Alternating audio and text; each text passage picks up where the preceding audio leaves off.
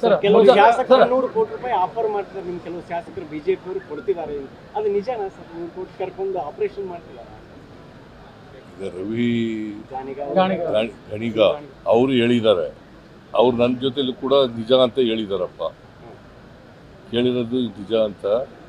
So ಅದು ಪ್ರಯತ್ನ ಮಾಡುತ್ತಲೇ ಇದ್ದಾರೆ. ಯಾಕಂದರೆ ಆಪರೇಷನ್ ಕಮಲ ಅನ್ನೋದಕ್ಕೆ ಬಿ ಜೆ ಪಿ ಇದ್ದವರು ಇರಲ್ಲ, ಅವ್ರಿಗೂ ಜನಗಳ ಆಶೀರ್ವಾದ ತಗೊಂಡು ಅಧಿಕಾರಕ್ಕೆ ಬಂದು ಗೊತ್ತೇ ಇಲ್ಲ. ಕರ್ನಾಟಕದಲ್ಲಿ ಆಪರೇಷನ್ ಕಮಲ ಮಾಡಿ ಅಧಿಕಾರಕ್ಕೆ ಬಂದಿರೋದು 2008 ಇರ್ಬೋದು, 2019 ಇರ್ಬೋದು.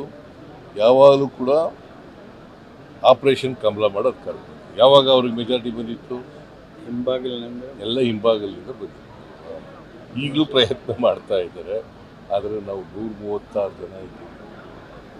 It is not that easy. ಯಾಕಂತಂದರೆ ಸುಮಾರು 60 ಜನರಷ್ಟು ರಾಜೀನಾಮೆ ಕೊಡಿಸ್ಬೇಕು. It is not that easy.